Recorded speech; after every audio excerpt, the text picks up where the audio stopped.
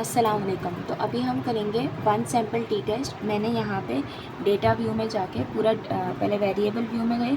Variable view में जाने के बाद हमने ये सारी चीज़ें लिखी जो हम पहले से करते हुए आ रहे हैं। उसके बाद डेटा व्यू में गए। डेटा व्यू में मैंने ये लिखा। अब वन सैम्पल टी टेस्ट करने के लिए एनालाइज पे जाएंगे। उसके बाद जो है वो कंपेयर मीन्स में जाएंगे। उसके बाद हम जाएंगे one sample T test. One sample T test के अंदर हमने आईडी को डालना है, हाइट को डालना है और वेट को डालना है। फिर उसके बाद टेस्ट वैल्यू जो है वो यहाँ पे कांस्टेंट होती है, ये होती है 65। सही है, 65 होती है। इसको हमने ओके किया।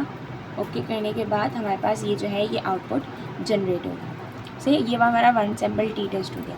इसी तरह जो हमारे पास दूसरा टेस्ट है जो है paired sample T test.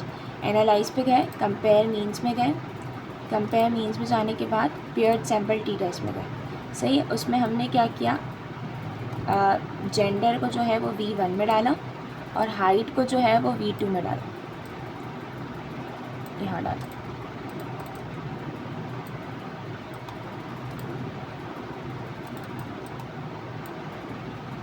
Height को जो है वो हमने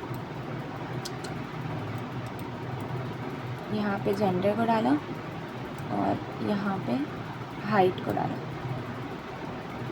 उसके बाद जो है हमारे पास इसको हमने ओके कर दिया। ओके करने के बाद ये हमारा जो है ये पेयर्ड सैम्पल टी टेस्ट जो है वो जनरेट हो गया।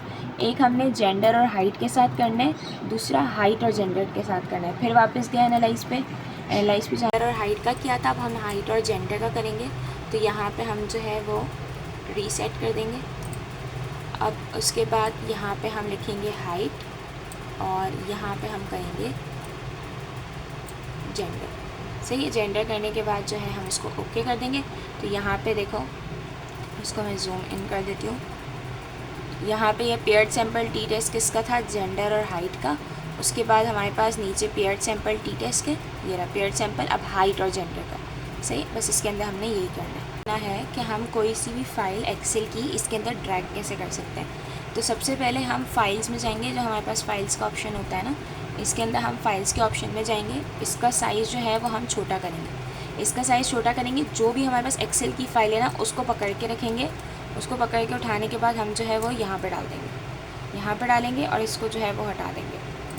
अब ये लिखा हुआ आ जाएगा खुद ही, इसको हम कर देंगे ओके। तो जब हम इसको ओके करेंगे तो ये जो है ये हमारी पूरी बैलेंस शीट जनरेट हो गई। ये इस तरीके से एक टास्क भी आएगा।